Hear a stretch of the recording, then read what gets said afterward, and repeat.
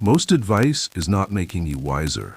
It is making you softer, more dependent, and less able to stand inside your own mind when life stops being kind. That is the uncomfortable truth. We live in an age overflowing with guidance, yet many people feel more anxious, more fragile, and more lost than ever. And in the next few minutes, I want to show you why. Not to make you cynical, but to help you recover something rarer than confidence. Inner solidity. The kind that does not collapse when approval disappears, when plans fail, or when pain arrives uninvited. A great deal of modern advice begins with a flattering assumption that your discomfort is a mistake, that your fear is a sign to retreat, and that your life should be arranged to protect you from friction. It sounds compassionate, it sounds intelligent, but often it teaches a dangerous lesson, that the goal of living is to feel safe at all times. The Stoics would have recognized the trap immediately. A person who must be protected from uncertainty can never be free, because life itself is uncertainty. The first reversal is this: not all relief is healing. Some relief is surrender in elegant language. When you avoid the difficult conversation, you feel relief. When you delay the decision, you feel relief. When you distract yourself from grief, doubt, or responsibility, you feel relief. But relief is not always strength. Sometimes it is only the temporary reward of postponing the life you are meant to face. Think of the ordinary examples. You know you need to set a boundary, but advice tells you to preserve your peace by stepping away from anything uncomfortable. You feel afraid to fail, so you are told to protect your energy and wait until you feel ready. You are anxious, so you are encouraged to remove every source of tension, as though the answer to a troubled mind is a smaller and smaller life. Yet what often happens? The avoided conversation becomes heavier. The delayed attempt becomes more frightening. The protected life becomes more narrow. What was meant to calm you begins quietly to weaken you. The Stoic insight is harder and far more humane. Peace does not come from controlling the world around you. It comes from governing what is within you while the world remains uncontrollable. This is not coldness, it is maturity. It is the understanding that fear cannot always be erased, but it can be carried. Pain cannot always be prevented, but it can be endured without self-betrayal. Failure cannot always be avoided, but it can be survived without losing your center. Most weak advice treats feeling bad as proof that something has gone wrong. But often, feeling bad means only that something real is happening. You are growing.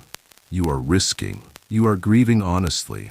You are confronting a truth you can no longer escape. To pathologize every discomfort is to misread the human condition. A life with no tension is not a life of peace. It is often a life of avoidance. This leads to another reversal. The point is not to feel better all the time. The point is to become someone who can act well even when feeling bad. That is a very different ambition. It is quieter, less marketable, but it is the foundation of character. Consider how many people now measure wisdom by emotional smoothness. If they feel disturbed, they assume they are on the wrong path. But disturbance is sometimes the price of honesty. Marcus Aurelius did not ask how to remain endlessly comfortable. He asked how to remain upright. That single difference changes everything. One mindset asks, how do I avoid inner weather? The other asks, how do I remain steady in it? And steadiness is built in small moments that advice often ignores. Waking up and doing the work without waiting for inspiration. Admitting you were wrong without defending your vanity. Sitting with uncertainty instead of demanding immediate answers. Speaking carefully when you are angry. Continuing after embarrassment. These moments are unimpressive from the outside, but they are where strength is formed. Character is rarely built in grand declarations. It is built in repeated acts of self-command. If this reflection speaks to something you have quietly felt, subscribe to the channel and leave a thoughtful comment about one piece of advice you had to unlearn in order to become stronger. The deeper problem is not simply that bad advice exists. It is that much of it confuses comfort with care. But a person can be cared for and still be challenged. In fact, the highest form of care may be the kind that refuses to reduce you to your wounds. To tell someone they are capable of bearing reality is not harsh. It is respectful. It assumes dignity. Here's another reversal. Vulnerability is not the same as exposure without responsibility. True vulnerability is not merely expressing pain. It is remaining truthful in pain. It is refusing performance, refusing self-pity, refusing the temptation to make your suffering your identity. Many people are taught to display themselves, but not to understand themselves. They become fluent in naming emotions, yet helpless in directing their lives. Language without discipline becomes another kind of prison. You can see this everywhere in modern life. Someone receives criticism and instantly treats it as injury rather than information. Someone experiences loneliness and concludes they must never be alone. Someone fails publicly once and organizes their whole future around never feeling that shame again. But the emotion is not the enemy. The worship of the emotion is. The Stoic does not deny feeling. He denies its tyranny, and this is where freedom enters. Most people think freedom means doing what feels natural, what feels easy, what feels aligned with the mood of the day. But that is not freedom. That is obedience to impulse. Real freedom begins when you are no longer ruled by every fear, craving, irritation, or passing thought.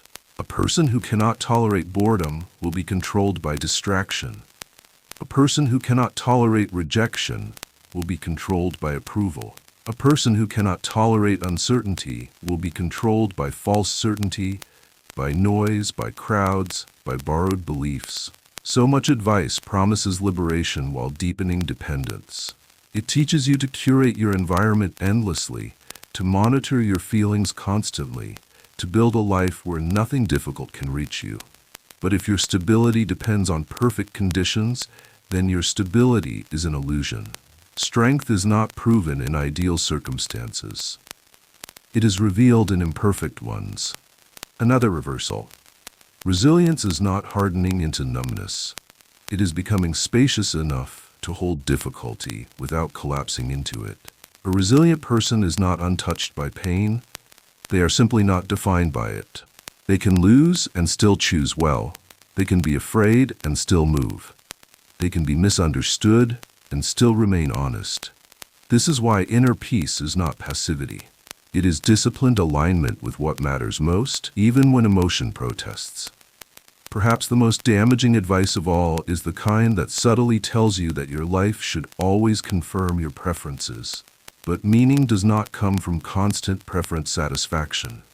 Meaning comes from devotion, to truth, to duty, to love, to service, to becoming worthy of your own conscience. The meaningful life is not always pleasant. Sometimes it is tiring, humbling, and lonely. But it possesses a depth that pleasure alone can never give. Look at the people who quietly carry families, keep promises, endure loss with grace, rebuild after humiliation, or remain kind without applause. They are rarely the loudest voices in the culture, yet they understand something essential. Life becomes more bearable when it becomes less centered on the self. Not self-erasure, but self-placement. You are not the center of the universe. And strangely, this is not depressing. It is liberating. It means you do not have to treat every inconvenience as a personal tragedy, every criticism as a verdict, every delay as an injustice. You can participate in life rather than constantly negotiate with it. That is why failure, pain, and anxiety are not merely obstacles. They are revelations. They show you what you worship. They expose where you are attached, where you are vain, where you still confuse control with security. Anxiety often grows in the gap between reality and your demand that reality behave differently. Peace begins when that demand loosens, not because you stop caring, but because you stop fighting the nature of things. In the end, the strongest people are not those who receive the best advice. They are often those who learned, slowly and painfully, what advice to refuse. Refuse the advice that makes you fear your own emotions. Refuse the advice that teaches avoidance in the name of peace. Refuse the advice that turns you inward until you can no longer see the world beyond your own discomfort. Refuse anything that makes you smaller, more hesitant, more dependent on ideal conditions before you are willing to live. Seek instead the wisdom that asks more of you. The wisdom that does not flatter, but fortifies. The wisdom that reminds you that you can bear uncertainty, survive embarrassment, endure